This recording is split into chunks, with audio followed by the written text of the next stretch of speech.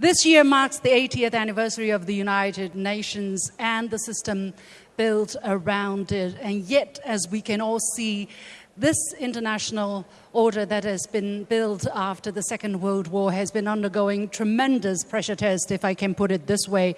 Against this backdrop, the international community has been looking for consensus, has been looking to find ways to deal with the growing uncertainties.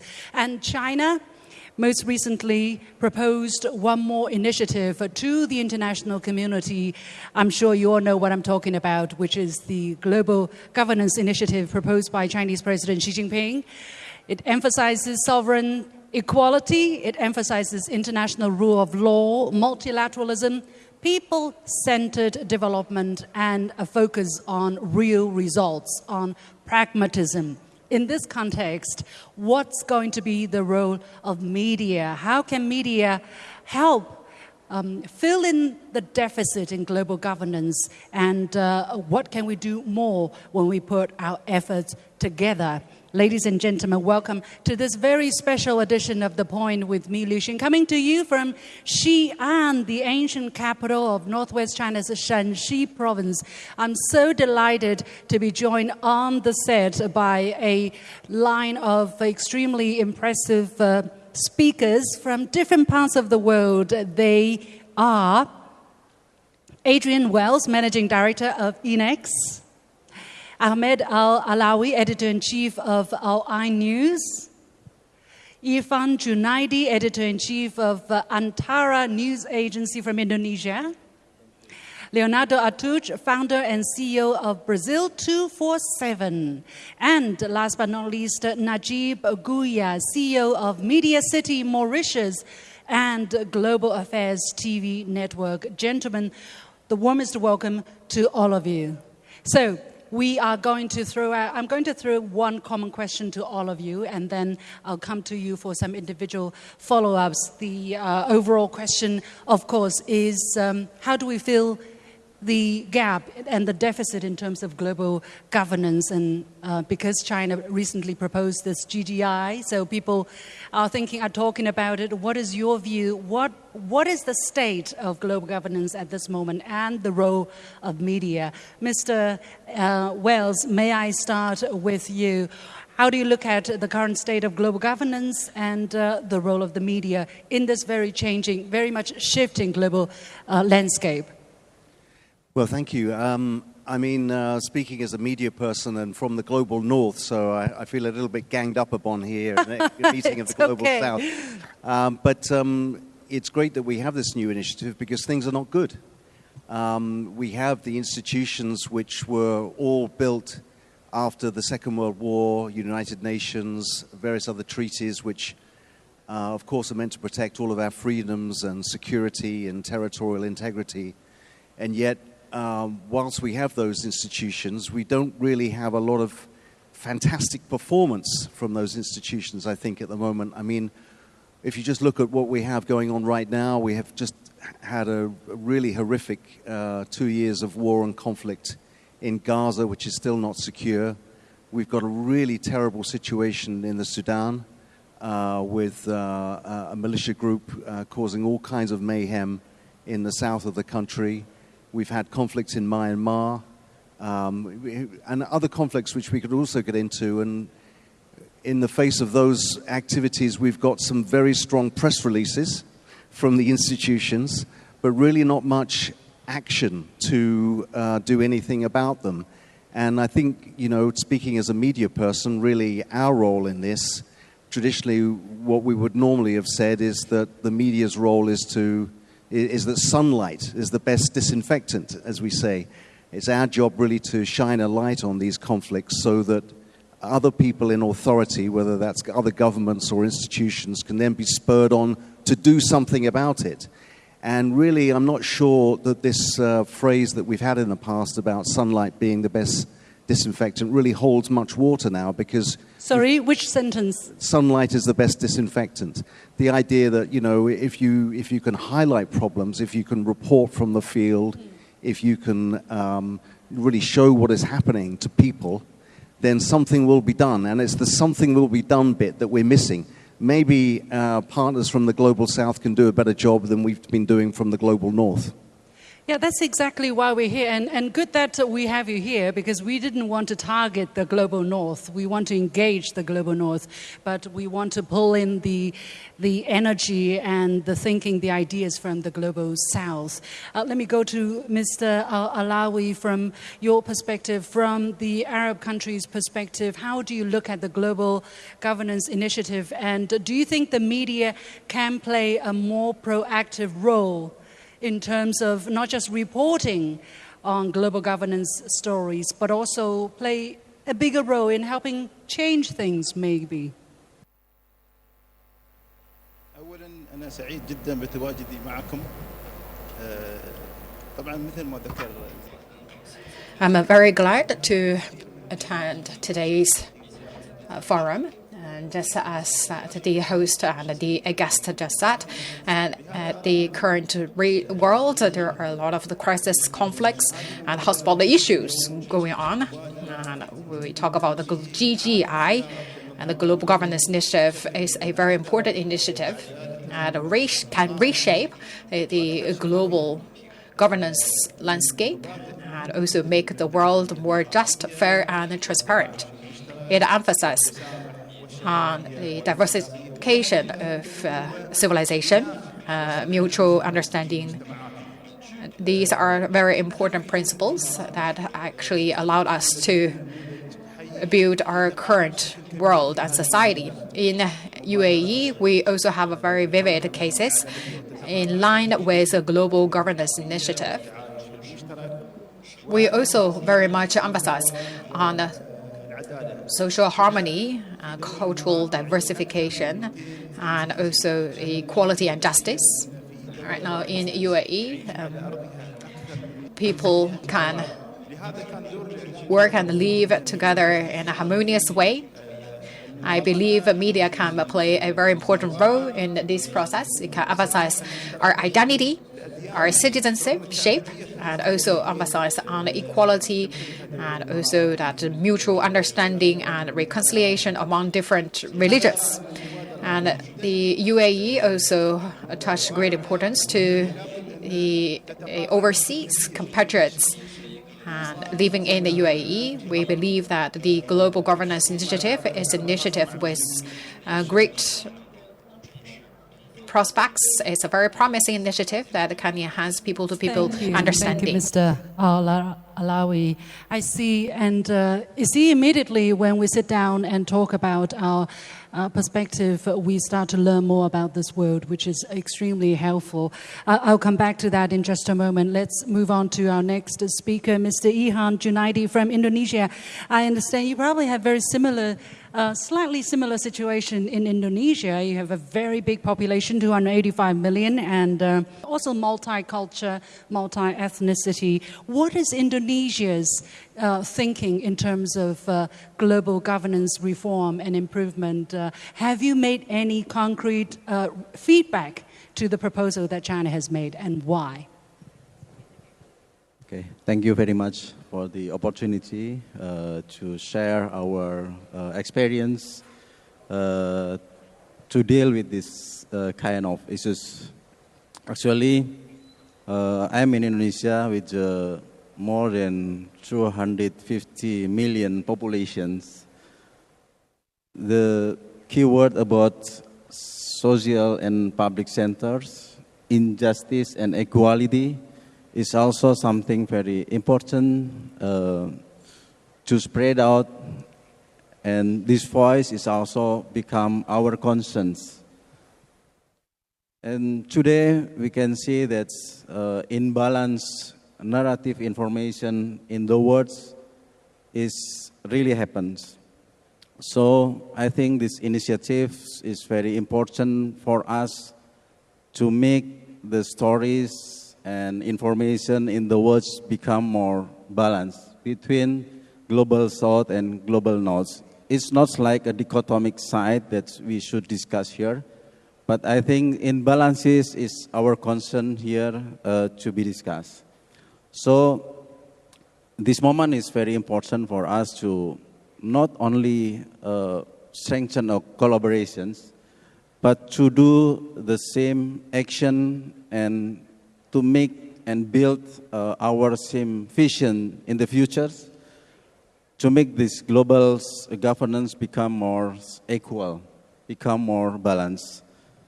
My friends, my colleagues, Mr. Wells and Alawi, says that it's important of media to play the role, to build good narratives, positive narratives about anything happens in Global South. Because if we see at the moment there is a real double standards, things happens, and we have to do the best to against this kind of situations.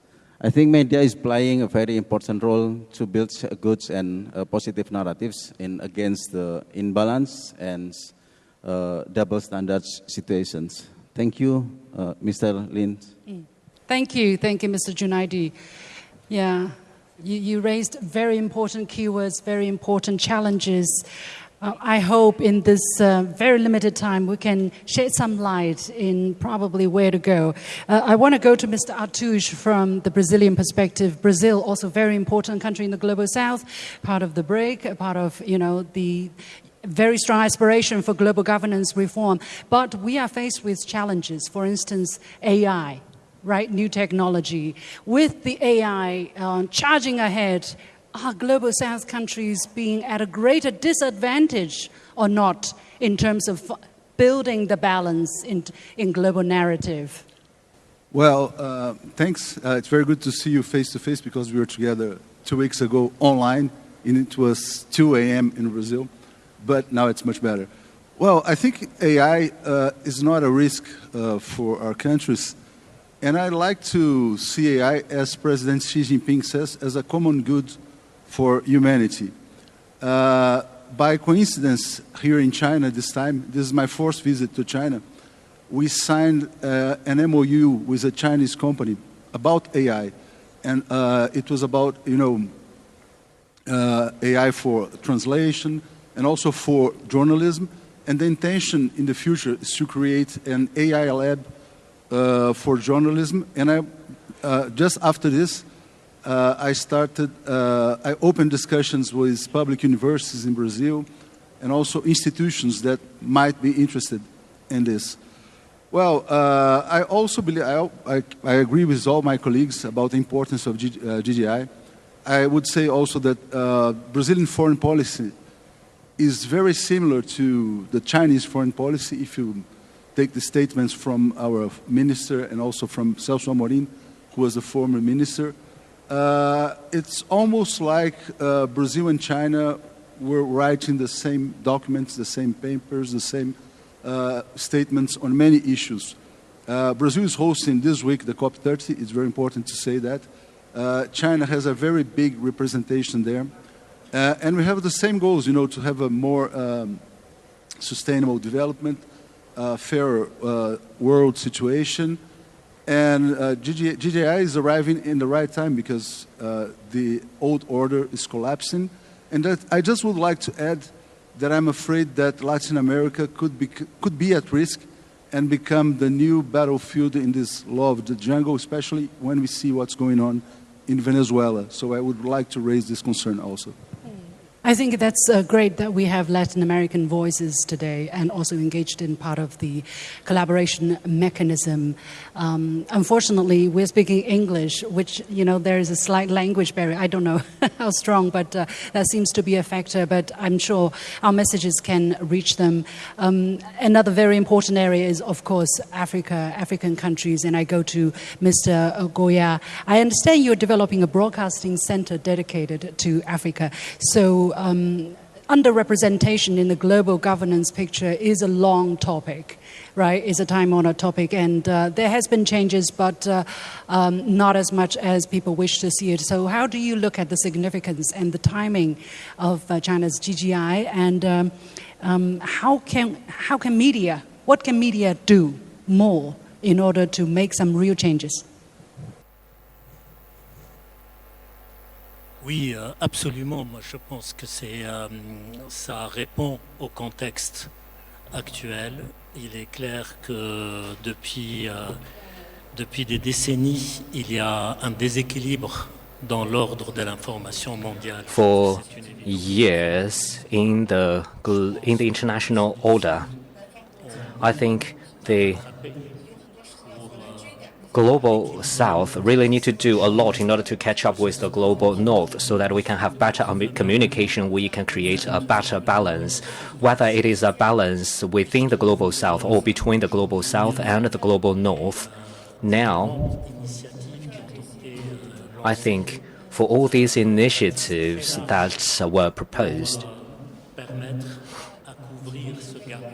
they provide us with a lot of possibilities to really remove the gap so that we can express how we understand the world today and also our analysis of the situation in the world and really translate our analysis into answers and actions. And please allow me to introduce our new media project for the future because it is also in line with the spirit of today's event. This All Africa TV network, it can improve the connectivity between Africa and the world. Our hope is that the media of the Global South can really go beyond the national boundaries. We can report information of the world and bring the world's information back to the Global South nations. We rarely see initiatives like this where they would like to report information of the Global North. Usually it is the Global North who reports the information of the Global South. Therefore, our ambition is to report the information of this world in a different way. And we also use the Global South's perspective to tell the stories of other places in the world. So this is what we want to do now. In the past few years, has been our efforts. My guest here, because we're very limited time, I will throw one more question, and I'll appreciate you to give me the most honest, direct answers so that we can really accelerate some action, maybe some real changes. It is difficult to balance that narrative, right? We are the majority of the world. We contribute more to the global economy at this stage. Well, I'm talking about the Global South. And yet there is a dominance, let's admit it, of Western media narrative because you have been there. It's a game you invented. So how is the Global North, media from the Global North, going to react to the collective rise of voices from the Global South? Is it going to be more difficult for our voices to be amplified? How do you look at what we're doing here? Well, They're not going to be very happy, or? There's a space that's been created because I think one of the challenges for Global North media is that much of it, whether it's publicly funded or commercially funded, is struggling a bit in terms of its funding models and its business models, and that means one of the most expensive things that traditionally Global North media has done is to have very strong international reporting lineups. And as we all know in this room, keeping foreign correspondents based abroad in different places around the world is a very expensive thing to do. And so that means that very few organizations, okay, yes, maybe CNN, maybe the New York Times, maybe the BBC, are still managing to do that job. But very many other organizations have left the playing field. And so it does leave a gap, really, for Global South media, from whichever country you'd like to mention, to inhabit that space. And I think one of the interesting things about AI is that rather like with mobile technology did in Africa, Africa was a very early adopter of mobile technologies and in a way didn't have to go through the period of transition of having terrestrial TV and aerials and cord cutting and all the rest of it. It jumped straight to mobile. So maybe there's an opportunity with AI, this new technological revolution that we have in our industry for media from the Global South to jump ahead in some aspects of other organizations which are still tied to the legacy. Are the viewers and audiences in the Global North looking for information more from the South? Are they aware that it could be in their interest? No. That's the problem. I don't think they are. That's why even sunshine won't help. I don't think they are. But if they're shown content and those stories are presented to them, and if the message is good and clear, then let's hope that is something that can take root and actually, build stronger. Mr. Junaidi, let me go to you. To talk about, global governance stories is not a very profitable business, can I put it this way? If you people love entertainment, people love good food, people love fashion, people love love stories. They want to have their feet up and forget about the troubles in the world. And yet, when you talk about global governance gap, it is something important, but not necessarily very entertaining. How do you overcome that challenge? Yeah. Thank you so much. Actually, there is a 4 function of the press. One of the function is to entertain, other than to educate, to persuade, to communicate. One function is to entertain. And we really usually forget about this kind of function. So entertainment information that you mentioned is something important for us to build. It's not only mean that entertainment information is only about the showbiz, about the music, about the sport, something like that. But every information actually can be covered by the something entertains. Because if we see at the present moments, there is important change of the way to consume of information, especially in the new generation. They really enjoy the information that's entertain them. And also, something that we have to be noticed, that they not much consume anymore the information from the media, but they usually use the social media to consume the information. I think it's something very serious for us to overcome. How to invite them again, come to the media, to consume the great, valid, the truth informations other than the social media. It's not easy actually. Do you think it's doable at all? I don't know the answer. Is it possible or not possible? It depends on our commitment to do the same action. If we can do together, hand in hand, and maybe we can also do something great inside the social media with our valid informations, I think it will be a new color of information that they can consume other than toxic information that our colleagues mentioned before. Okay. Well, it's going to be challenging because it's very difficult to bring kids away from their cell phones and come back to TV, come back to newspaper. It's probably not going to happen. It's our homework that we have to overcome. Yeah, we have to think differently, maybe. Yes. Open up our imagination. Mr. Attuch, what's the idea of 247, for instance? You start this organization. You must want to make some change. How do you plan to do it? And I'm sure, coming from Brazil, you want greater equality, greater governance, greater voice for Global South, more engagement with the children. What is your number one secret formula or that you believe in, can I ask? Well, we do not have a secret formula, but I think we should share more and more content with Global South media. I wouldn't say that we should be concerned about the Global North.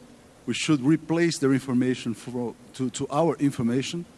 And I also believe that in countries in Latin America, we have a bigger problem because it's not the narratives that come from abroad. It's also the local narratives because we have a system of media private ownership where media is controlled by financial billionaires, especially recently. And in this case, this is creating a situation of a lot of conflict, polarization in our societies. And I think the solution, not in my case, but globally, is to learn more about the countries where the system is more concentrated in public communication, public information. therefore, is to create public consensus and also to avoid social divisions as we have nowadays in countries like Brazil and many other countries in Latin America. So basically, for me, in my special case, this is an opportunity because we have the counter-narrative for this situation. So there is a market opportunity for my media that, was also, I was only able to create it because of the new technologies. So when we talk about AI, new technologies, I always see that as an opportunity, more than a risk. But I'm thinking in the country situation, so we need to discuss more how important it is to have responsible and public communication. Responsible and public communication, yeah. Coming from China, it's very interesting to find out about your perspective. Ladies and gentlemen, a big round of applause for Adrian Wells, Managing Director of ENEX, Ahmed Al Alawi, Editor-in-Chief of Al-Ain News, Irfan Junaidi, Editor-in-Chief of Antara News Agency, Leonardo Attuch, Founder and CEO of Brazil 247, and Najib Gouiaa, CEO of MediaCity Mauritius and Global Africa TV Network. Thank you so much. And with that, we come to the end of this special edition of The Point with me, Li Xin, coming to you from Xi'an. As usual, you can follow me on Facebook and X using the handle Li Xin in Beijing. On behalf of the whole team, thank you for watching. You've got The Point.